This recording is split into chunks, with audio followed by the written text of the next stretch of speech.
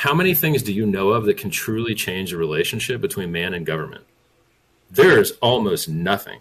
Mm-hmm. If the government couldn't print money out of thin air anymore, they wouldn't be able to put you at war all the time for free out of it doesn't cost them anything. They don't have to pass a war tax. So they're constantly at war. So if you want less war in the world, the solution is to make it expensive to go to war, because right now war is basically free. I mean, profitable more like.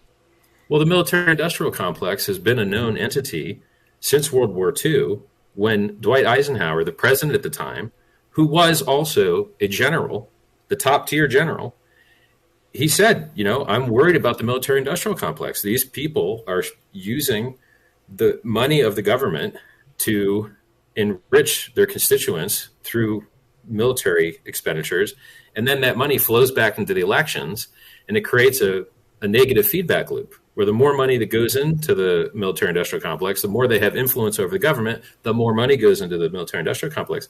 Like take Afghanistan. What on earth did we do good in Afghanistan? What? What did we do? I don't know. Nothing. We created more people pissed off. We pissed off more people, and a lot of Americans died, and a lot of locals died, and it's back to square one or worse. But some people made a lot of money.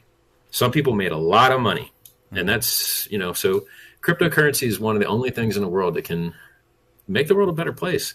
I mean, they're stealing your money. When the government prints new money and all the prices of everything, this watch costs $250,000, but it's not supposed to. This watch is only about $125,000 if you could buy it from the factory.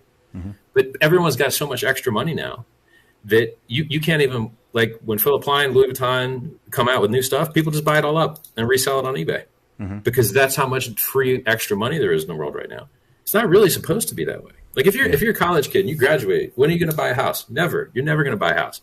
You can maybe let the bank to buy a house and maybe start paying a loan on that. And people don't understand how that works. I was a licensed mortgage broker. There's a little secret about your loans. You get a house. You're like, hey, I don't want to rent. I don't want to waste money. Oh, you don't want to waste money. You don't want to rent. You want to buy. Okay, guess what? When you buy, there's something called the